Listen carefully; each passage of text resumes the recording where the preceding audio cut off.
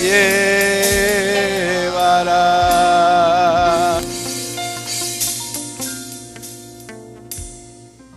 Nuestros corazones para creer tu palabra, Señor.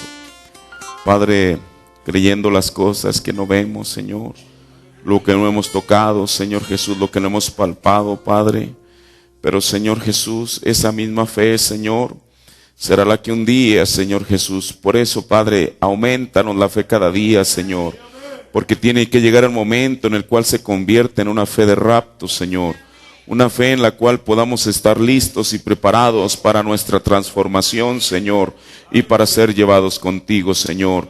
Padre, cada vez que venimos a escuchar de ti, Señor, permite que nuestro corazón se pueda abrir en fe, Señor, porque es tu palabra aquella que nos puede dar la fe correcta, no solamente, Dios, para el tiempo en el cual estamos viviendo, Señor, sino para lo que viene más adelante y aún, oh Dios, para estar listos y aparejados para tu pronta venida, Señor.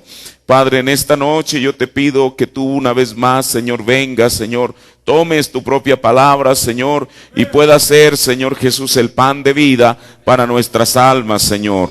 Padre, ayúdanos, Señor, ayúdame a mí, que tu pueblo, Padre Celestial, pueda tomar esta palabra en sus corazones, en el nombre de Jesucristo. Amén. Dios bendiga a cada uno de ustedes. Les saludo en el nombre de nuestro Señor Jesucristo. Les voy a pedir que vayan conmigo a un libro muy pequeño, que es el libro de las Lamentaciones. Está después del libro del profeta Jeremías, porque precisamente el libro de Lamentaciones fue escrito por Jeremías, inspirado por el Espíritu de Dios. El capítulo 3 es una escritura demasiado conocida, de la cual yo quiero estar hablando un temita en esta tarde. Jeremías 3, 22 y 23. Jeremías 3, 22 y 23. Dice el Espíritu Santo a través del profeta Jeremías: es por la misericordia de Jehová que no somos consumidos, porque nunca decayeron, o sea, nunca menguaron sus misericordias. Y luego el verso 23 dice: nuevas son cada mañana. ¿Y por qué son nuevas cada mañana? Porque grande es su fidelidad. Amén. Tome su asiento. En esta noche quiero tomar la última palabra del versículo 22 para hablar sobre un temita, un pensamiento que el Señor me ha dado, que quiero titular sus misericordias. Bueno, Jeremías, primeramente hablando, le atribuye a la misericordia de Dios el que nosotros no hayamos sido consumidos, porque yo creo que esta escritura se aplica desde que fue escrita vez tras vez, generación tras generación, edad tras edad, y yo creo que esa misma escritura que fue escrita centenares o miles de años atrás sigue estando vigente para nosotros en esta noche. Ahora, hoy en día nosotros, desde luego, tenemos un mejor entendimiento y conocimiento de esto. ¿Por qué? El que la misericordia de Dios sigue vigente para nosotros en esta noche, porque hay un Cordero en el trono de gracia y misericordia. Por eso es que la tenemos. Quien está deteniendo que la ira de Dios caiga sobre nosotros, y no solamente sobre nosotros, sino sobre el mundo entero. Ahora, por eso, hermano, yo creo que hoy en día es un gran privilegio el sentarnos bajo su misericordia. Ahora, y luego en el siguiente versículo, Jeremías está hablando de sus misericordias, es decir, sus múltiples misericordias. Mire, y el profeta se refiere de una manera muy especial a esto, a sus misericordias. En el sermón, ¿quién ha creído a nuestro anuncio? Dice él: yo creo que sus misericordias son ilimitadas. Ahora, esto es maravilloso. Yo creo que sus misericordias son ilimitadas, y creo que esta noche, mire, esto lo predica una noche del día 20 de julio de 1952. Hace 61 años que el profeta estaba diciendo: yo creo que sus misericordias son ilimitadas. Y dice: y creo que esta noche sus misericordias son ilimitadas. Si lo pudiésemos traer a esta noche del 3 de diciembre, podríamos decir exactamente la misma cosa. Yo creo que esta noche sus misericordias son ilimitadas. Tiene que ser, porque un profeta lo dijo. Ahora mire, no importa cuán ilimitadas sean las misericordias de Dios, el profeta dice: es la fe suya que limita a Dios. hermano. O sea, del tamaño de la fe que tengamos es del tamaño de la limitación que le pondremos a Dios. Por eso, con razón, sus discípulos decían: Señor, aumentanos la fe. Y es algo tan importante, porque si el profeta dice que sus misericordias son ilimitadas en esta noche, dice que es nuestra fe aquella que va a limitar a Dios. Por eso, el venir a la iglesia en sí mismo es un acto de fe. Usted viene aquí en esta noche, o vino o está aquí en esta noche, porque cree que Dios le va a dar algo a su corazón. Porque cree que Dios es poderoso para bendecirle. Porque estamos disfrutando y nos sentamos en esta noche todavía bajo las misericordias de Dios. Hermano, y yo creo que deberíamos de ser suficientemente agradecidos para poder valorar eso. Hay gente que en esta noche y en este momento su misericordia se terminó en esta tierra. ¿Por qué? Porque fueron llevados aquí sin tener la oportunidad de algún día encontrarse con su Creador. Por eso, dice el profeta, es la fe suya que limita a Dios, ¿ven? Y mire, su misericordia es duradera. En el Salmo 137, es un salmo maravilloso. Yo hace rato, mientras estaba estudiando esto, yo recordaba que muchos años atrás, cuando yo recién empecé a creer la palabra de Dios en Flores Magón, ellos entonaban el Salmo 137, y entonces cada vez dice: al que abrió el mar rojo, porque para siempre es su misericordia; al que mostró prodigios, porque para siempre es su misericordia. Todo el Salmo 137, después de que se le atribuye alguna bondad a Dios, el salmista, inspirado por el Espíritu de Dios, dice que eso fue porque para siempre es su misericordia. Eso es lo que dice la Biblia. Pero mire, la misericordia de Dios llega a un límite. Mire, este extracto lo voy a dejar hasta el final porque quiero continuar con esto tan maravilloso que es la misericordia. Mire, la misericordia no solamente tiene un límite, sino que es otorgada a través de algún mérito. Usted dice: ¿es así? Bueno, ahorita lo vamos a ver por la Biblia. O implorándola, o por lástima. Eso está en la Biblia.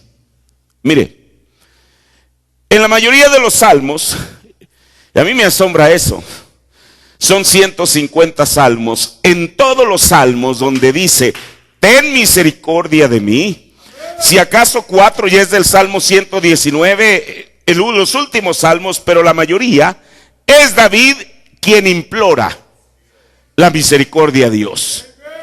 Y usted lo puede ver desde el Salmo 4, o creo que antes, hasta casi el Salmo 119, David está diciendo continuamente: ten misericordia de mí. O sea, él está implorando la misericordia para él. Usted sabe cómo es que él pasó por diferentes etapas de su vida. Cuando él pecó con Betsabé, una de las primeras cosas que él hizo fue implorar misericordia. Ten misericordia de mí, oh Dios, conforme a tus múltiples bondades. Y en cualquier circunstancia, David siempre estaba implorando, pidiendo la misericordia de Dios.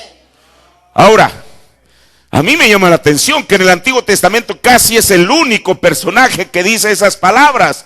O si no es que el único, con excepción de 2 salmos o 3 después, es el único que dice eso. Pero eso no solamente fue en el Antiguo Testamento. En la Biblia, ¿cuántas veces encontramos a personas pidiéndole, escuche, pidiéndole misericordia a Jesús? Por ejemplo, Bartimeo. Uno de los versículos que siempre se queda en nuestro pensamiento, y ahí la Biblia lo repite en un versículo y en otro, cuando Jesús o cuando Bartimeo, al estar en esa condición, le grita a Jesús: Jesús, hijo de David, ten misericordia de mí. Ahora, todos sabemos que dijo el profeta: donde quiera que está Jesús hay ruido. Eso es lo que dijo el profeta. Entonces, usted sabe, el profeta de Dios nos dijo que Jesús no escuchó a Bartimeo por el fuerte de su ruido, de su voz, sino por un gemir genuino que estaba en su corazón. Él detuvo la procesión y dijo, ¿quién es? Dijo, este hombre te llama, el ciego te llama. Mire, y Dios, en su gran misericordia, Él siempre nos da un libre albedrío. Era evidente que Bartimeo estaba ciego. Pero entonces Jesús le pregunta, ¿qué quieres que yo haga por ti? Parecía que la pregunta era obvia, que Jesús no se la debía haber preguntado, porque ciertamente la misericordia que Bartimeo estaba pidiendo era porque él quería recibir la vista. El profeta nos cuenta la historia. Usted sabe, hay gente que nace ciega, que usted no le puede explicar el color azul. ¿Cómo se lo puede explicar si la persona no sabe que hay diferentes colores? ¿Cómo le puede explicar que está brillando el sol? Pero el profeta nos dice que realmente Bartimeo no había nacido ciego. Que él aún llegó una cierta, él quizá de niño disfrutaba la naturaleza, todo lo que las personas pudieran necesitar, pero llegó un momento en que algo pasó por su vista. Y entonces eso lo cegó completamente. Él en su corazón quería, hermano, qué cosa, que quizá él cuando acariciaba a sus hijos no podía ver exactamente eso, sino tal vez palpándolos sabía cómo era. Esto me recuerda en una ocasión cuando fui a Israel, cómo es que nos llevaron a un museo, el Museo del Tanque, y entonces nos estaban exhibiendo una película de un soldado que había ido a la guerra.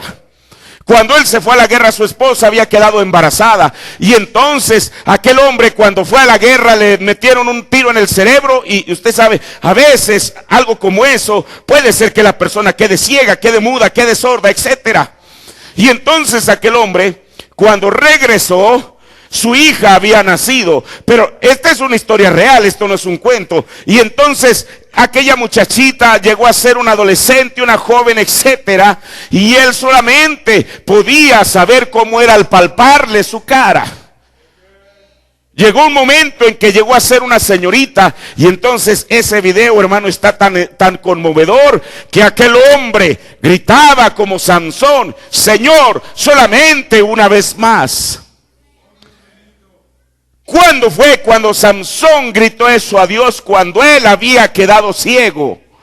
Cuando le sacaron sus ojos, aquel hombre gritaba. En el video se ve de una manera tan tremenda, donde él dice: Señor, solamente una vez más, porque yo quiero ver cómo es mi hija. Así Bartimeo, quizá él siendo un joven, había perdido su vista. Y ahora estaba pasando por sus términos el único que él tenía la certeza que podía conceder el deseo de su corazón. Ahora, allí estaba Jesús ofreciéndole quizá múltiples opciones, como cuando el Espíritu Santo le dijo a Jati: dile que pida lo que ella quiera. El profeta le pone múltiples opciones para que ella escogiera. Pudiera haber escogido dinero, pudiera haber escogido la salud de su madre, pudiera haber escogido la salud de su hermana, pudiera haber escogido ser transformada. Pero ella escogió lo mejor: que mis dos hijos tengan vida eterna. Hermano, Bartimeo pudiera haber escogido cualquier cosa, pero él dijo: Señor, ten misericordia de mí. Cuando Jesús le dice: ¿qué quieres que haga por ti? Dijo: Señor, que yo reciba la vista. Y dice la Biblia que Jesús le tocó y en el momento recibió la vista. Hubo otra mujer, la cual llegó ante Jesús y dijo: Señor, hijo de David, ten misericordia, que mi hija yace gravemente enferma. Mire, el profeta dijo que con ella, con esta mujer, fue la primera vez que Jesús mostró el ministerio de la palabra hablada con un gentil. Eso es lo que dice el hermano Branham. Usted sabe, Jesús, bueno, ¿cómo es que le dijo que no era lícito dar el pan en la mesa de los amos, quitarlo y dárselo a los perrillos? Esta mujer, en vez de darse por ofendida, dijo: sí, Señor, es verdad, lo que tú digas de mí es verdad. Hermano, yo creo que esa es una actitud humilde. Lo que la palabra de Dios diga de usted y de mí siempre es verdad, porque Dios siempre tiene la razón.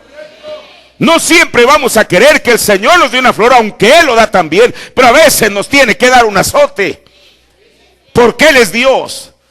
Ahora, aquella mujer, en vez de, usted sabe, como dijo el profeta, indignarse y decir, este hombre ya me dijo perra, dijo, sí, Señor, es verdad, reconozco que soy una perra. Pero Señor, aún los perros comen las migajas que caen de la mesa del Señor. ¿Sabe usted lo que Jesús le dijo? Mujer, grande es tu fe. Hermano, ¿qué mejor cumplido pudiera una persona recibir de parte del mismo Dios de la gloria? Grande es tu fe. Y dice la Biblia que Jesús habló la palabra y su hija fue completamente sana. Ahora llegó a él pidiendo misericordia. En otra ocasión, también llegó el padre de un muchacho epiléptico.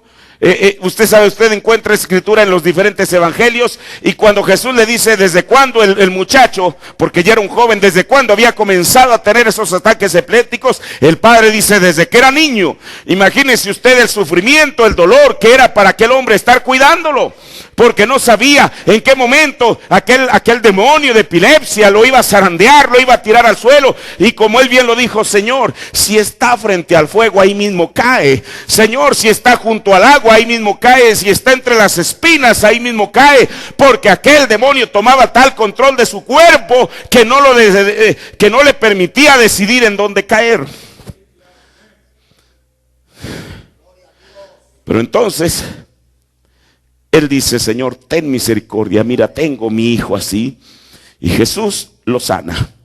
En otra ocasión dice la Biblia que dos ciegos que estaban sentados junto al camino piden misericordia a Jesús y Jesús lo sana.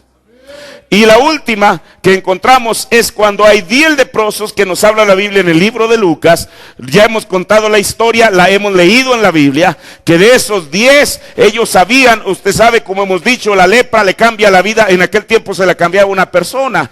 Es como hoy en día tener el virus del VIH, le cambia la vida a la persona. Ya no le quieren dar un empleo. Los compañeros de trabajo lo miran, usted sabe, son escrupulosos y dicen, no, que no se acerque, no nos vaya a contagiar. La lepra era peor. Porque hoy en día usted puede tocar a una persona que tiene VIH y eso no se contagia por saludarle de mano. Cosa que con la lepra no se podía hacer así. Al menos el pequeño toque y la persona, aquella enfermedad, se brincaba a la otra persona. Estas personas, estos 10 personajes, estaban plenamente conscientes de eso. Y en una ocasión pasa Jesús por sus medios y ellos gritan los 10, Señor, ten misericordia de nosotros. Y el Dios, que es rico en misericordia, va y les dice, mire, ni siquiera los toca. Muchas veces Jesús tocó al leproso, pero para demostrar que era un milagro mayor, les dijo, vayan y preséntense con el sacerdote.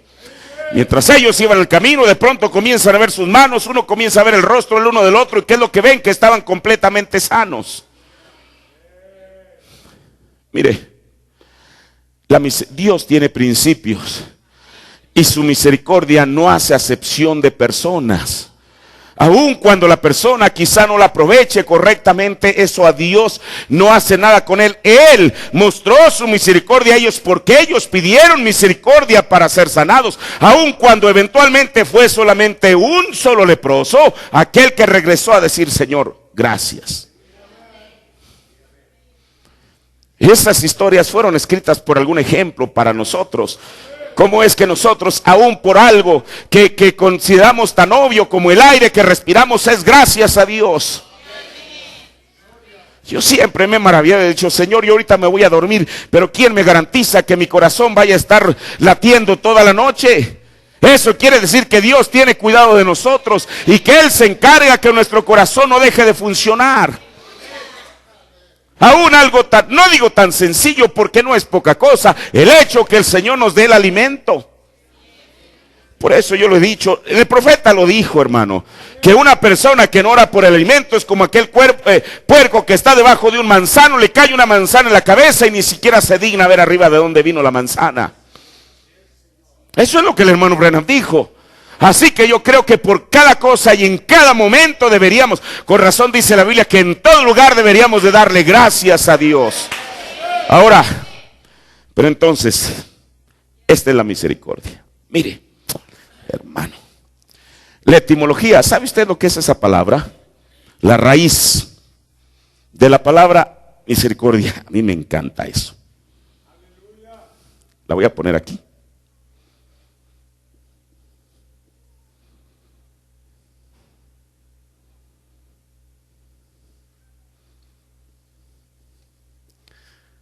La palabra misericordia se divide en dos partes. Esta que es miserere, que quiere decir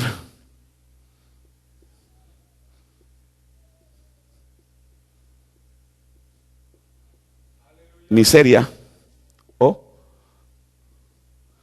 desdicha. Y usted puede ser que diga, bueno, ¿cómo la misericordia tiene que ver con eso? Bueno, ahorita vamos a ver. Y la otra palabra es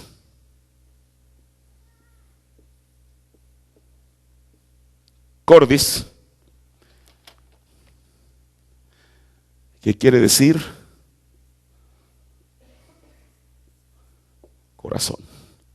¿Qué le parece?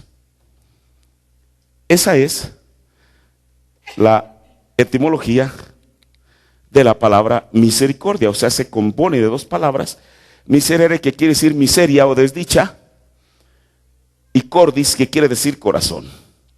Ahora, puede ser que usted diga, hermano, pero ¿eso qué tiene que ver con la misericordia? Mire, es decir, la palabra misericordia, etimológicamente hablando, implica sentir en el corazón la desdicha de los demás. Esa es misericordia. Sentir en el corazón la desdicha de los demás. Esa es la razón que Dios, al ver nuestra miseria, sintió en su corazón nuestra desdicha. ¿Y qué hizo? Dio a su Hijo. ¿Y qué dijo el profeta de Dios, que es Jesús? Jesús es el mero corazón de Dios. Él, en su misericordia, ¿qué fue lo que hizo? Vio nuestra miseria, nuestra desdicha, y entonces su propio corazón fue removido, de tal manera que Él nos amó y envió a su propio corazón. Eso es lo que el profeta dijo. Ahora, entonces, la misericordia de Dios se expresa desde el Antiguo Testamento. Mire, hay muchos lugares, pero hay algunas escrituras que a mí me llaman la atención. Y voy a usar esas escrituras que hablan de algo. Y hablan de las palabras que es movido a misericordia. Ahí es donde yo quiero hablar un poquito en esta noche. Uno puede hablar mucho de la misericordia de Dios, pero movido a misericordia. Yo le decía que la misericordia es otorgada a través de algún mérito, implorándola o incluso por lástima. Ahora, mire, veamos.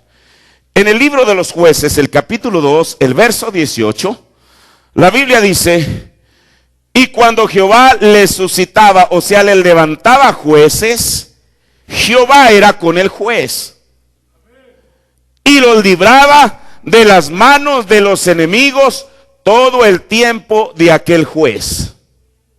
Ahora, ¿por qué lo hacía? Mire, en el tiempo de los jueces, Israel vivió un momento difícil. Hay dos versículos en el libro de los Jueces donde dice que en aquel tiempo la gente hacía lo que a su parecer era bueno. Ese es un mal síntoma. Sin embargo, Dios, aún viendo la condición del pueblo, cuando cada persona hacía aquello que a su propia vista era bueno, dice la Biblia que Dios le levantaba jueces y era Jehová con aquel juez. Uno puede ver el caso de Jefté, el caso de Samgar, este otro, el que dijo, si Dios está con nosotros, ¿dónde están sus maravillas? ¿Cómo se llama? Gedeón.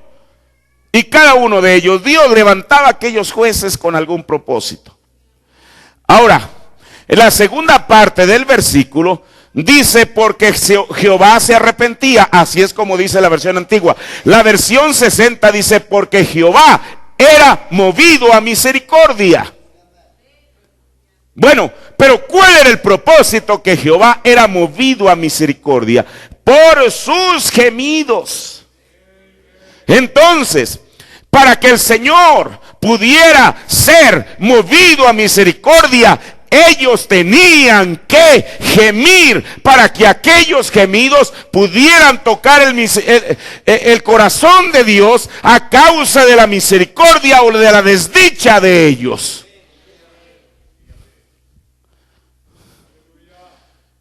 Por sus gemidos a causa de los que los oprimían y afligían.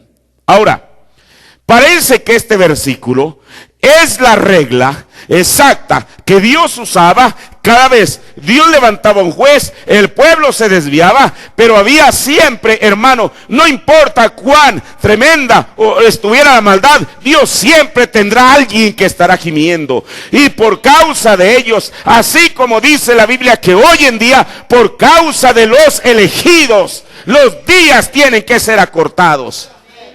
Imagínense este mundo viviendo otros 100 años a la velocidad que va, viviendo otros 530 o otros 200 años a la velocidad que va. Por eso Jesús dijo que la maldad se iba a multiplicar. Ahora, pero no solo era así en el Antiguo Testamento, donde dice la Biblia que Jehová era movido a misericordia a causa de los gemidos de los que los oprimían, a causa de los gemidos que los oprimían y los afligían. A causa de ello, de aquella opresión que ellos tenían, de aquella aflicción, Dios era movido a misericordia. O sea, mover a misericordia es tocar la fibra más sensible del corazón de Dios. Y cuando Dios era movido a misericordia, entonces dice la Biblia que Él los libraba de la mano de los enemigos todo el tiempo de aquel juez. Aquel juez era quitado de la escena, venía otro juez y ahí estaban otra vez los madianitas, los filisteos, todos aquellos pueblos paganos viniendo a robar la bendición del pueblo de Israel, porque el trigo eso es lo que representaba. Mire, a mí me llama tanto la atención, bueno, usted sabe, todos sabemos la historia de Gedeón. ¿Cómo es que Dios, por la mano de Jehová y de Gedeón, Dios libró al pueblo? Y mire, Dios es Dios. Cuando Gedeón iba a llevar un cierto ejército, creo eran 300 o algo así, el Señor le dijo que eran muchos todavía. Le dijo, son demasiados. Y entonces Gedeón hace a un lado unos cuantos y se los presenta al Señor y dice, todavía son demasiados. Ahora, ¿y cuál era la prueba? Porque dice la Biblia que los llevó a un río a ver cómo es que ellos tomaban el agua. Y algo, ahora, si el Señor les hubiera advertido eso, la gente se hubiera cuidado. Yo hubiera dicho, no, es mejor que yo no haga eso para que el Señor no me descubra. Pero el Señor tenía un secreto que fue revelado hasta este tiempo por el profeta. ¿Sabe usted qué dijo el hermano Branham? Que aquellos que se inclinaban a beber el agua, dijo, era aquellos que estaban acostumbrados a inclinarse ante los ídolos. Por eso el Señor, y mire, y para que el pueblo de Israel no se gloriara por causa del ejército, porque al final de cuentas el que recibe la gloria en todo siempre es Jesucristo. Para que ellos no se gloriaran por la gran cantidad del ejército, dijo, lleva tan solo un puñado. Y Dios les dio la victoria. Usted sabe aquel hombre llamado Jefté, ya hemos hablado de esa historia tan conmovedora que habla en el libro de los Jueces. Ahora, aquel hombre era tan sincero, pero al mismo tiempo sabía la gran necesidad que había en su pueblo y estuvo dispuesto. Escuche, estuvo dispuesto a ofrecerle a su propia hija en sacrificio. Él sabía que Dios era Dios, de tal manera que cuando él fue a comenzar a la victoria, él sabía y daba casi a su hija por muerta. Yo creo que cuando él iba nunca albergó a la esperanza que por sacrificar al pueblo de Israel, su hija tuviera que ser salvada. Él iba plenamente consciente de ello, de a quién le había dado la promesa. Y aquí se cumple vez tras vez la escritura que acabamos de leer en Jueces. Dios vio. Ahora, hermano, ¿por qué Dios fue movido a misericordia? Dios es Dios. Pero por eso, para que la Biblia se cumpla vez tras vez, ¿por qué fue que Dios fue movido a misericordia? Porque esta escritura que acabamos de leer en Jueces 2, mire, el Señor la da al mero principio para decirnos que esa era la regla exacta con la cual Dios iba a medir al pueblo de Israel vez tras vez. ¿Por qué comienza con Gedeón? Gedeón no estaba como los demás, usted sabe, temerosos de los madianitas. Pero él fue y a plena luz del día estaba, usted sabe, levantando aquel trigo. Y entonces él va y le hace un reclamo al Señor. Señor, nosotros hemos escuchado y no creemos que tú seas un Dios histórico, que tú hiciste grandes proezas en Egipto. Señor, si tú, y no solamente en Egipto, a través del desierto hemos escuchado esas cosas, y no solamente a través del desierto, sino que tú le diste la victoria a nuestros padres para poseer la tierra a las puertas del enemigo. Señor, eso hemos escuchado de ti. Y mire, esto es maravilloso. Cuando un creyente, hermano, un creyente no puede reclamar bajo los privilegios que está, al menos que esté convencido que son para él. Ese es el problema con la gente. A veces pensamos, no, es que la sanidad divina es para fulano. Puede ser para alguien más que sea más digno. ¿Desde cuando Dios ve la dignidad de una persona para poder conceder la petición? Gedeón se indignó y dijo, Señor, si Dios está, si Jehová está con nosotros, ¿dónde están sus maravillas? De las cuales nuestros padres nos contaron. Y Dios envió a un ángel y le dice, varón esforzado y valiente. Porque había alguien que se había indignado y había dicho, Señor, nosotros no creemos en un Dios histórico que se puede leer en el catecismo, en una historia de escuela dominical para los niños. Creemos que tú eres un Dios real. Eso toca, la indignación de aquel hombre toca la fibra más sensible de Dios y los libera de los madianitas. Jefté, del que estamos hablando, él le hizo esa promesa a Dios y él toca aquello porque eso mostraba, mire, porque yo creo que para nosotros como padres y como madres no hay algo más preciado en nuestra tierra que nuestros hijos. Antes que el auto, que la casa, que lo que sea. Ahora, yo no he leído en la Biblia donde diga que Jefté haya tenido más hijas. Y quiero decirle algo, aún aunque una persona pudiera tener una docena de hijos, un hijo nunca reemplazará al otro. Por eso hemos dicho que Lucas, siendo un médico, y era buen médico, hermano. Él, cuando hubo un paciente, podía empatizar, y es la palabra, empatizar con él, con el dolor que sentía. Acabamos de ver de este hombre que tiene a su hijo lunático que estaba epiléptico. Esa historia también la cuenta Marcos y la cuenta Mateo. Pero Lucas fue el único que dijo que era su hijo único. Eso quiere decir, ahora Jesús sabía las cosas. Pero eso quiere decir que Lucas podía algo que a los demás que escribieron la historia se les pasó por alto. Pero Lucas tenía suficiente sentir en él para recalcar eso. Era su único hijo. Lo mismo con la hija de Jairo. Tanto Mateo como Marcos cuentan la misma historia. Pero Lucas fue el único que dijo que era su hija única. El hijo de la viuda de Naúm.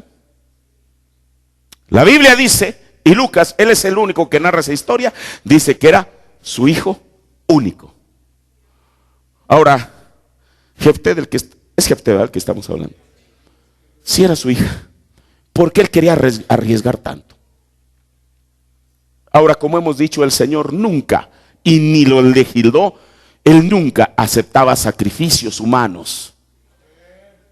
Pero no fue Dios quien se lo pidió, fue Jefté quien se lo ofreció. Parecía que fue más allá del límite que debería de ir.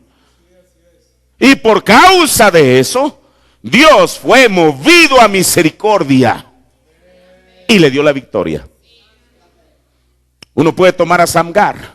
Me agrada tanto lo que el profeta dice, que con una aguijada, usted sabe lo que esta aguijada es, el palo con el cual, usted sabe, antes la cosecha era con bueyes, iban abriendo el arado, entonces con aquel palo iban picándoles para que los bueyes avanzaran.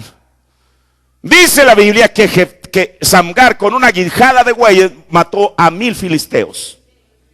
Ahora aquí está lo importante. A veces la gente tiene tanta la confianza en el predicador que a veces esperan que él sea la punta de lanza. Marcos 16, a veces la gente espera que solamente las señales le sigan al predicador, pero la Biblia no dice eso. Dice, estas señales seguirán ¿a quién? A cada uno de ustedes. Si son creyentes verdaderos en la palabra de Dios. Me gusta tanto esto que dijo el hermano Branham. Hermano, dijo Samgar, él no era un predicador, dijo, él era un laico. Por último, de estos, uno puede citar más y más. Samson. A veces uno solamente critica a Sansón por lo que tuvo que ver con Dalila y todo lo demás, pero fíjese una cosa, con todo y eso, Samson tuvo que pagar un precio muy alto.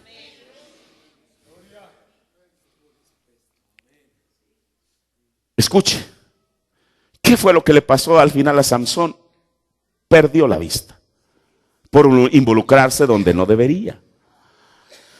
Pero mire, no importa lo que eso haya sucedido, Dios lo honró al ponerlo, no en el Salón de la Fama de Hollywood, donde la gente va y pone sus manos allí en el Paseo de la Fama. Dios lo honró al escribir su nombre en el Salón de la Fama de la eternidad. Por eso él dijo, el tiempo me faltaría, dijo San Pablo, para hablar de Samson. Hubo tantos que fueron tan buenos o mejores que él, de los cuales Dios omitió su nombre. Ahora, entonces, hermano, esa es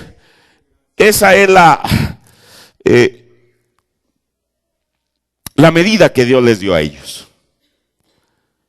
De que Dios era movido a misericordia por causa de los gemidos de los que a causa de los gemidos de los que los oprimían y los afligían. Pero mire, el ser movido a misericordia, esto no solamente es del Antiguo Testamento. En el Nuevo Testamento encontramos varias historias de eso. Por ejemplo, Jesús en Mateo el capítulo 16 habla de lo que es conocido como la parábola de dos deudores. La Biblia dice que un deudor le debía al rey 10,000 talentos. Usted se acuerda que años atrás hablamos de un temita que le llamamos el poder del perdón. Ahora, ¿qué son 10,000 talentos? Si usted hace la conversión, escuche, esto es importante. 10,000 talentos sería el equivalente, aquí le voy a poner la cantidad.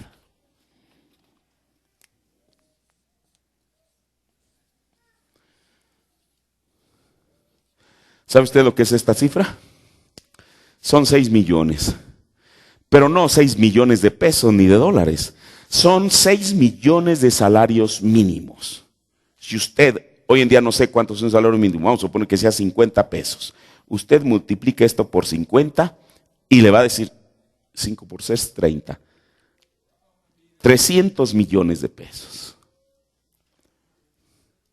En esta noche. ¿Quién de nosotros sería capaz de pagarlos? Aquel hombre. ¿Bajo qué circunstancia se endeudó tanto? No sabemos, la Biblia no dice. Pero lo único que sí dice, hablando, porque mire, esta parábola que Jesús habla es para hablarnos precisamente de la misericordia de Dios.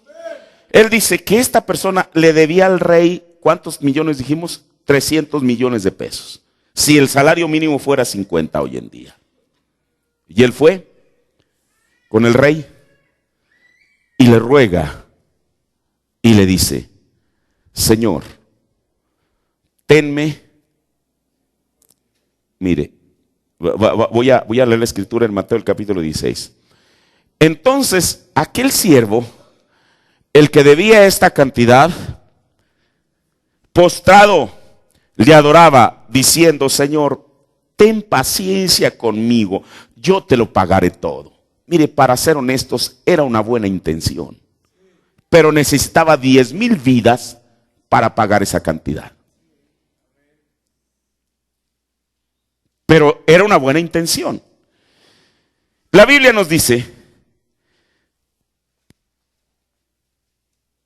este le debía al rey esta cantidad, pero a una persona, qué cosa, le debía 100. 100. O sea, le debía 5,000 pesos. Nada más para que usted vea lo abismal de una cosa, de otra cifra y otra. Porque si 50, vamos a suponer que 50 pesos es el salario mínimo y le deben 100, le está debiendo 5,000. ¿Qué diferencia hay entre 300 en que una persona deba 300 millones de pesos a que deba 5,000 pesos? Sin embargo, el que debía esto va con el que le debía 5,000 y casi lo ahoga. Y le dice, págame lo que me debes. ¿Qué nos muestra esto, hermano? El rey al que se le debía esta cantidad representa a Dios mismo. Usted y yo éramos esos deudores que no había manera de que pagásemos la salvación de nuestra propia alma, porque vale 10,000 mundos. Por eso, cuando una persona cita el Padre Nuestro, no como un rezo en la Iglesia Católica, sino teniendo conciencia plena de lo que está diciendo, se está poniendo y diciendo, Señor, perdóname esta deuda que es tan grande, así como yo le perdono al que me debe. Pues hay gente que no lo recita porque sabe que se está colgando de una soga muy fina del infierno. Pero mire, regresemos. El que debía esta cantidad, dice la Biblia. Entonces aquel siervo postrado le adoraba diciendo, Señor, ten paciencia conmigo y yo te lo pagaré todo. Y en el siguiente versículo, el Señor, el Rey, movido a misericordia de aquel siervo, le soltó, hermano. No solamente le soltó y lo envió con un pagaré diciendo, fírmame aquí. Tú dijiste que me lo vas a pagar, cuando no me importa, pero tú me lo vas a pagar, así lo tengas, así tus bisnietos, tus tataranietos tengan que liquidar esta deuda. No. Lo maravilloso es que él escribió, perdonado. Esto es maravilloso, hermano. Por eso alguien que realmente sabe lo que significa ser perdonado, no como un concepto intelectual, sino como una experiencia en el corazón, el profeta dijo, sabrá lo que es perdonar a otros. El profeta habla de eso cuando habla de Onésimo. Onésimo había huido, porque allá no sé si era en Filipos, en alguna de aquellas partes, él había robado al patrón. Qué cosa. Filemón. A Filemón le había robado cuando él no era un creyente todavía. Y entonces el hombre se fue huyendo sin pensar que el mundo es tan pequeño. Y algún día por alguna causa se encuentra con Pablo en la cárcel.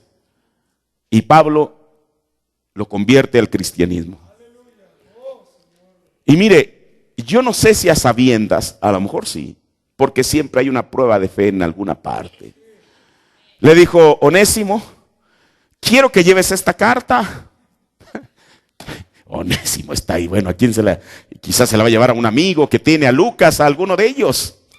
No, quiero que se la lleves a Filemón, al hombre que tú agraviaste, de ese tamaño. Eso es lo que dice la Biblia.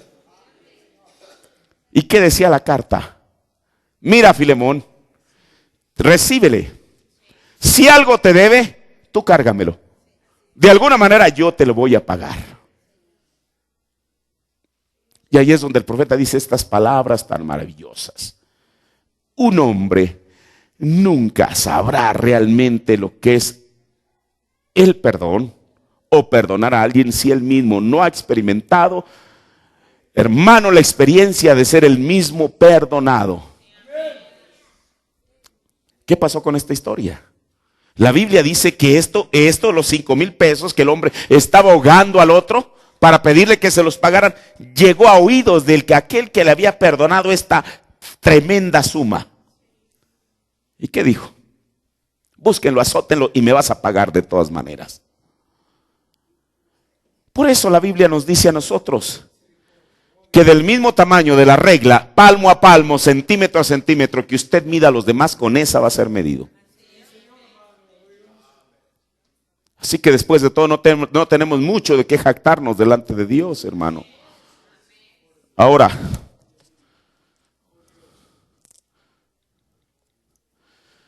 dice la Biblia, pero aquel hombre, hablando de Jesucristo mismo, del Rey de la Gloria, fue movido a misericordia. ¿Por qué?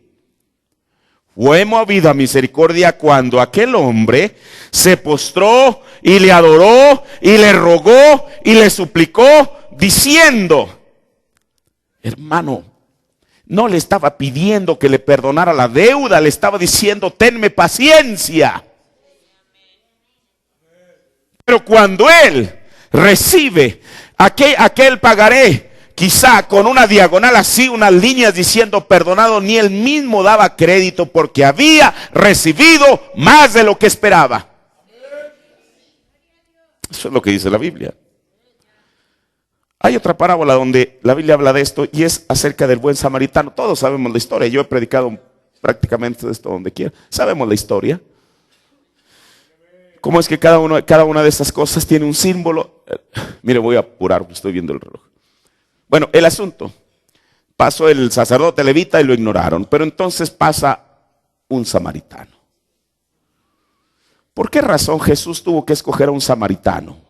Porque era un maestro de la ley judío quien, usted sabe, a Jesús en 2 ocasiones llegaron haciéndole la misma pregunta: ¿qué haré para poseer la vida eterna?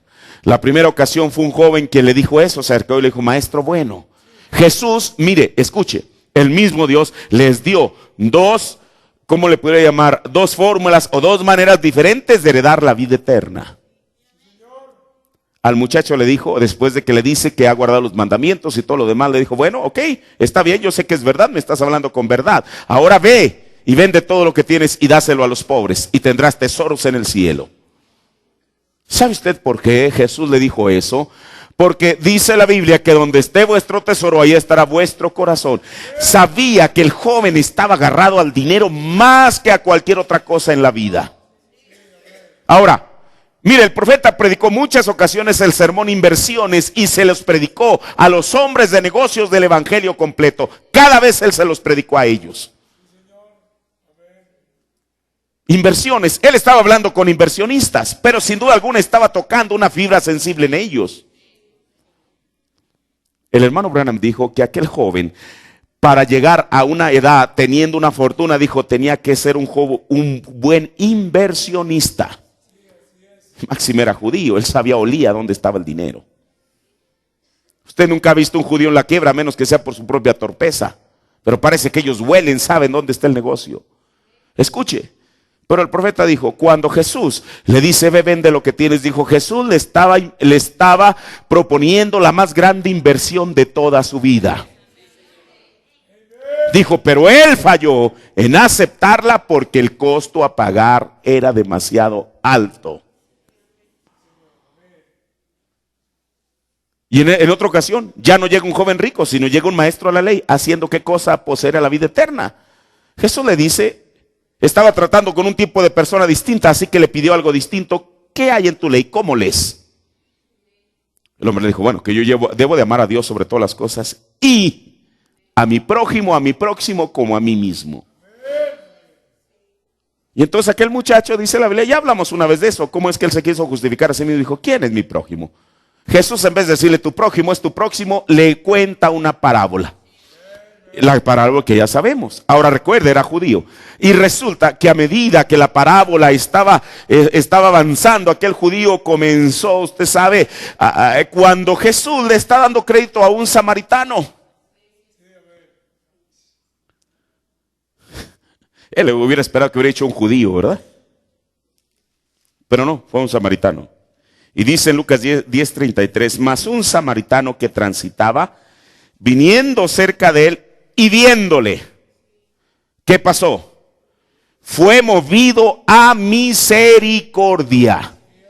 Aquel hombre estaba medio muerto, no puede decir, ay, usted sabe, quejándose, la persona estaba semi-inconsciente, pero ¿qué fue lo que movió a aquel hombre a misericordia? Porque le dio lástima a la condición de la persona.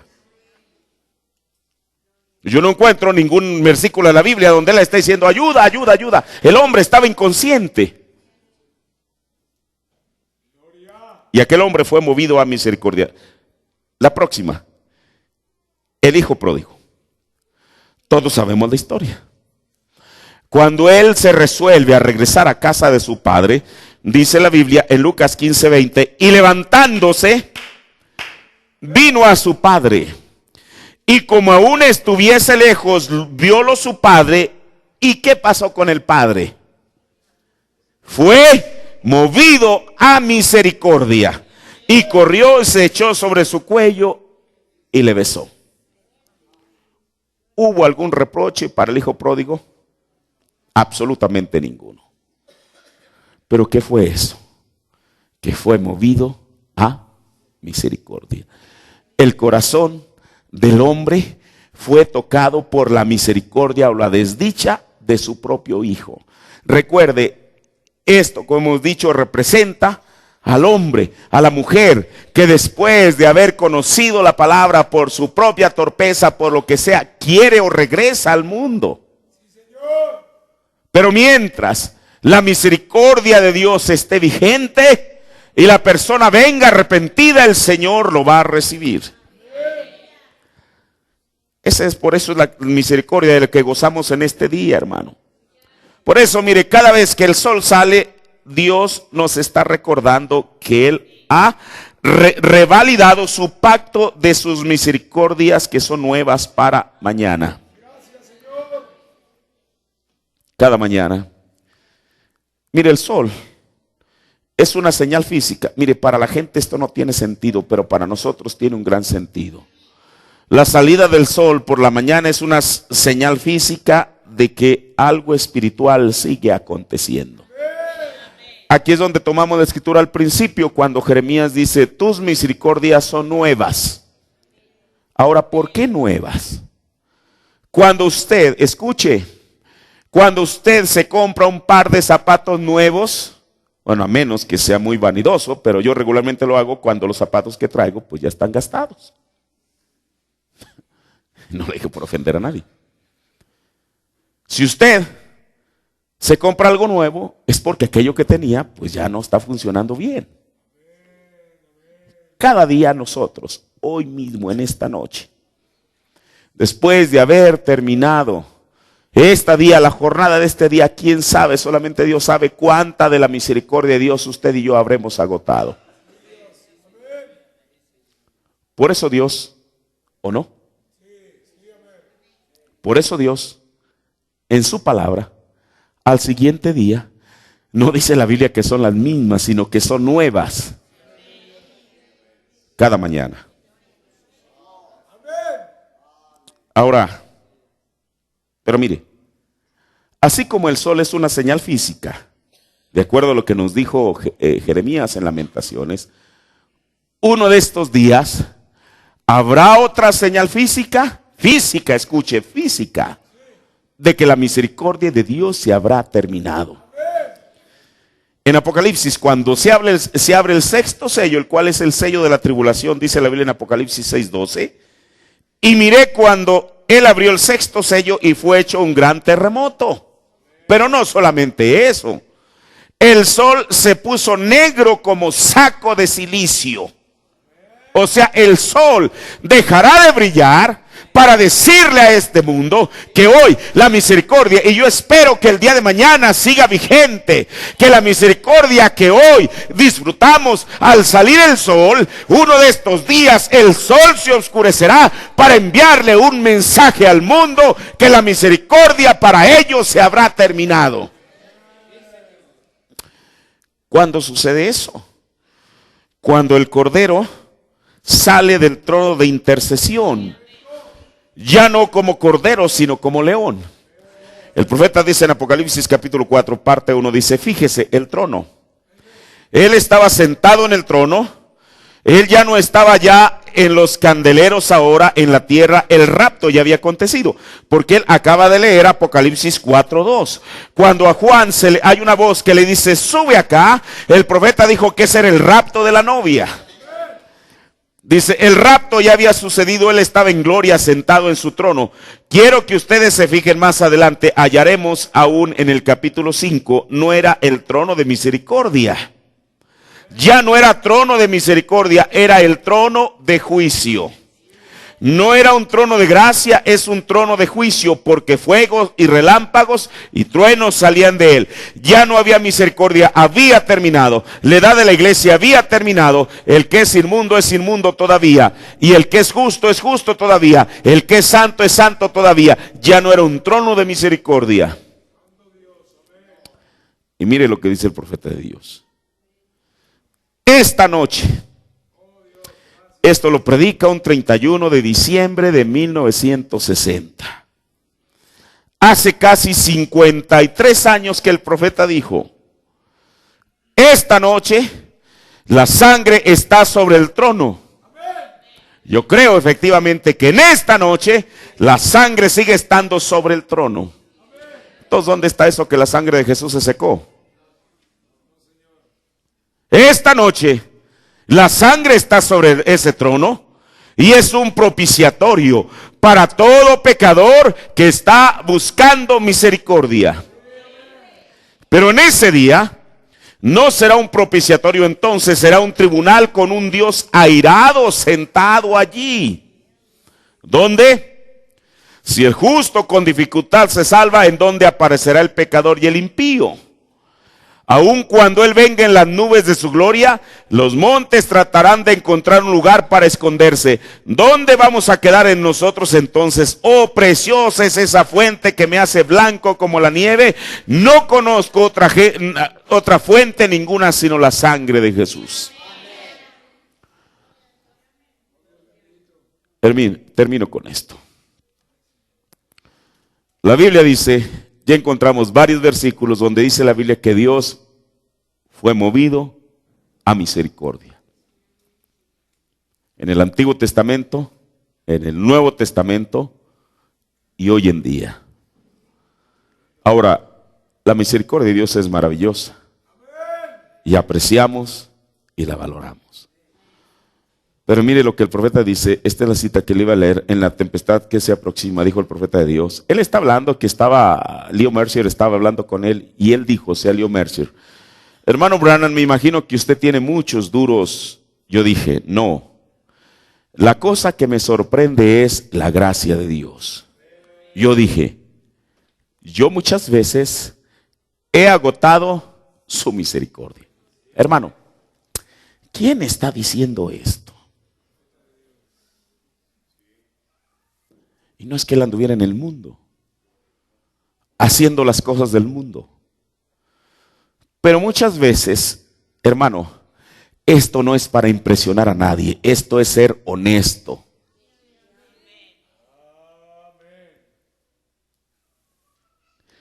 La cosa que me sorprende es la gracia de Dios. Yo dije, yo muchas veces he agotado su misericordia. Quizá al terminar el día, la porción, la reserva de misericordia que Dios le había dado para ese día, Había llegado como cuando la aguja del tanque de gasolina se comienza a prender ahí, que le dice que ya le queda la reserva solamente. Se había agotado. Él dice que muchas veces. Pero como Dios es Dios, como Dios es hermano, como Él es fiel a sus principios, al siguiente día, por tipificarlo de esa manera, la aguja estaba otra vez en lleno.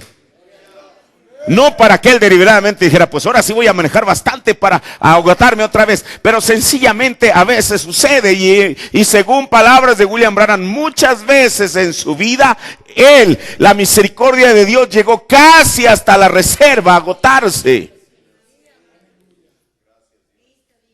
Yo dije, yo muchas veces he agotado su misericordia, hermano, pero yo nunca puedo agotar su gracia. Estoy contento, tan contento de eso.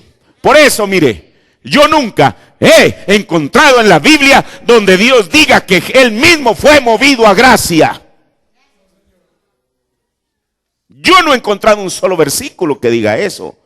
Sí encuentro donde la Biblia dice que Dios fue movido a misericordia. Y ya acabamos de leer esos versículos. ¿Por qué el Señor es movido a misericordia? Cuando la gente pide, cuando llora, cuando desespera. Por eso, aún hablando del Espíritu Santo, Jesús dijo, aún hablando a nosotros en esta noche, si yo, siendo malos, si sus hijos les pide un pan, no les van a dar una piedra. Si les pide un pez, no le van a dar una serpiente. Y eso que son malos. ¿Cuánto más vuestro Padre dará que el Espíritu Santo al que se lo pide? Y si Él lo da es por su misericordia. Pero recuerde, usted recibe el Espíritu Santo en la base de la pirámide cuando nace de nuevo. Pero hay 7 escalones que escalar hasta llegar al amor fraternal. Pero la Biblia no dice, ni el profeta dijo, que el sello del Espíritu Santo viene porque la persona lo pide. El sello del Espíritu Santo, Dios lo envía por su gracia cuando la persona ha escalado cada uno de esos escalones. Por eso el nuevo nacimiento no es cosa fácil. Se tiene que llorar, se tiene que desesperar. Como dijo el profeta, se tiene que babear, que llorar.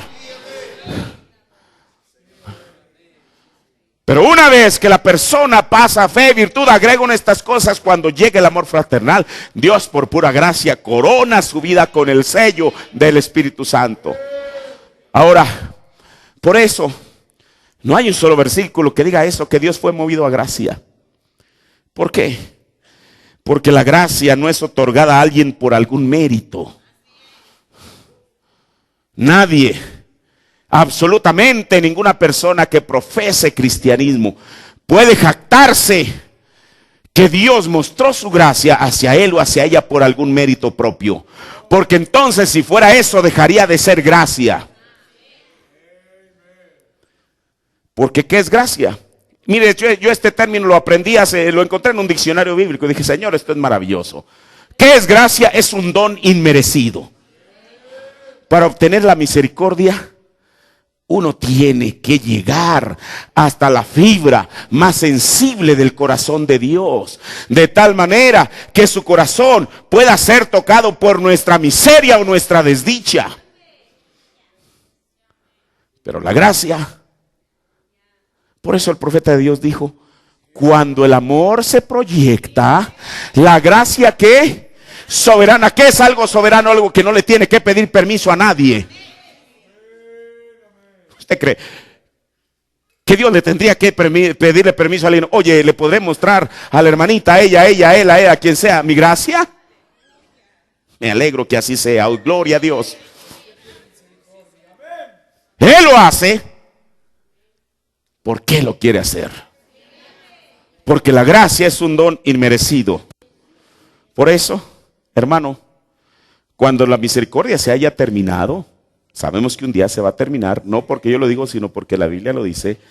Cuando la gracia se haya terminado, o cuando la misericordia, mejor dicho, se haya terminado, la gracia seguirá vigente para la novia de Jesucristo en la eternidad. Seguiremos recordando y diciendo, ¿qué fue lo que dijo el profeta? Dijo, si algún día usted llega allá. Usted sabe que una vez hablamos de eso, cómo es que el profeta, yo digo, ¿cómo él sabía tantas cosas? Dijo, allí en el recodo de aquel río, que es un recodo, es una vuelta, una curva. En aquel recodo y aquel río, dijo, si usted me encuentra allí, estaré cantando sublime gracia del Señor que a un infeliz como yo salvó. Todavía en la eternidad. Ese será el cántico de la novia. Por eso hoy en día nosotros sabemos lo que es eso. Ciertamente valoramos con todo nuestro corazón su misericordia. Porque si estamos aquí en esta noche es porque su misericordia todavía nos alcanzó. Porque hoy en la mañana, aún antes de que usted supiera, antes de que abriera sus ojos, el Señor ya había firmado otra vez más el pacto de misericordia que había hecho con cada uno de nosotros. Por eso es que es por la misericordia de Jehová que nosotros no hemos sido consumidos. Es solamente por eso. Y luego Jeremías termina diciendo, porque son nuevas cada mañana. Eso es lo maravilloso de Dios. Él tiene una misericordia que a veces la puede agotar, como dijo el profeta, pero cuando la misericordia se agota, ahí entra la gracia. Por eso deberíamos valorar eso, hermano. El hecho que estemos vivos en esta noche. Y no solamente eso, hay mucha gente que en esta noche está viva y que está malgastando su vida en los antros, en las drogas, en la prostitución, en lo que sea. Pero deberíamos de valorar no solamente estar vivos, pero el hecho de que el Señor ponga todavía el deseo en nuestro corazón de poder servirle. Hay gente que ya lo ha perdido y uno le puede rogar, le puede decir, lo puede uno tratar de persuadir y parece como que ya no hay nada en la persona. Aún a mí me alegra que ustedes pongan estas peticiones, está bien. Pero a veces, si la persona no lo siente, no estoy tampoco descristianizando a nadie. Porque yo no sé, a lo mejor el día de mañana, usted, yo, cualquiera, vamos a necesitar que alguien interceda por nosotros. Y que diga, Señor, ten misericordia, hacer una oración a favor de él, que él está descarriado, cayó, lo que sea, pero que pueda regresar al redil. Pero al menos en esta noche tenemos la certeza que por su misericordia todavía estamos aquí. Y es algo, yo creo que es digno de, y no me refiero a estar en este edificio, estamos todavía con deseos de servir a Dios. Estamos todavía diciendo, Señor, yo valoro la gracia que has tenido para conmigo, mi Dios. Es algo que yo no te puedo pagar. Es algo que yo no merezco. Pero seguramente algo tocó tu corazón. ¿Para qué? Para que pudiera ver mi miseria. Para que pudiera ver mi desdicha. Porque cualquier persona, yo mismo hace unos días recordaba, usted sabe cómo es que uno anda en el mundo y uno siempre está tan vacío, uno es miserable, desdichado, que no importa si tiene uno una careta de payaso así, simulando una sonrisa, no es cierto, hermano, no hay nada de eso, el corazón está vacío. Pero cuando Dios viene por su misericordia, eso cambia la escena. Por eso deberíamos de ser las personas más agradecidas con Dios, más felices con Él, porque es por la misericordia de Jehová que no hemos sido consumidos. Póngase de pie, Padre. Te damos gracias, Dios. Ayúdanos, Señor, a poder valorar tu misericordia, Señor. Padre, por eso siempre imploramos por ella, Señor. Ten misericordia de nosotros, Señor. Aún como oraba aquel publicano diciendo, Señor, sé propicio a mí que soy un pecador, Señor. Padre, la razón que tú otorgaste el perdón al publicano y no al fariseo, Señor, fue por la actitud que cada uno de ellos tuvo, Señor. Ayúdanos, Dios. Como dijo Isaías, Señor, acuérdate que somos polvo, Señor. Padre, siempre estaremos dependiendo de esa bendita misericordia, siempre pidiendo que tu misericordia no se aleje de nosotros, Señor. Padre, de no cruzar la línea entre misericordia y juicio, Señor. Pero queremos, Padre Celestial, que tu misericordia nos siga sosteniendo, Señor, y aun cuando tu misericordia se acabe, ahí la gracia soberana, Señor Jesús. ¿Cuántos de nosotros, Señor, ya hubiéramos sido desechados de tu plan, Señor? Ya hubiéramos sido echados a un lado, Señor. Colocados, Padre, fuera del camino, Señor. Quizá, Padre, por nuestros muchos pecados hemos agotado tu gracia, Señor. Pero cuando eso llegó al límite, entonces, o tu misericordia, por nuestros muchos pecados hemos agotado tu misericordia. Padre, pero cuando eso sucede, entonces tu gracia nos levantó, Señor. Padre, por eso, gracias, Señor. Porque tu misericordia está vigente y está vigente, Dios, porque tú tienes una novia a la cual estarás preparando, Señor. Padre Celestial, no es por causa del mundo, Señor. Padre, el mundo, Señor Jesús, ya ha sido condenado, Señor. Pero es por causa de tu novia, aún aquel parte de tu novia que está todavía en el mundo y que necesita ser rescatado, Señor. Padre, en esta noche, yo te agradezco, Dios, por tu misericordia, Señor. Ayúdanos a valorarla. Ayúdanos, Dios, a tenerla siempre presente, siempre en cuenta, Señor. Que es por tu misericordia, Dios. Gracias, Señor. Te pedimos que tu misericordia nunca se aparte de nuestras vidas, Dios, sino que ella nos siga sosteniendo como lo ha hecho hasta este día. Gracias, mi Dios, por tu palabra, en el nombre de Jesucristo. Amén. Dios bendiga a cada uno de ustedes. Oh, aquí hay una petición, déjenme ver, dice. Ok.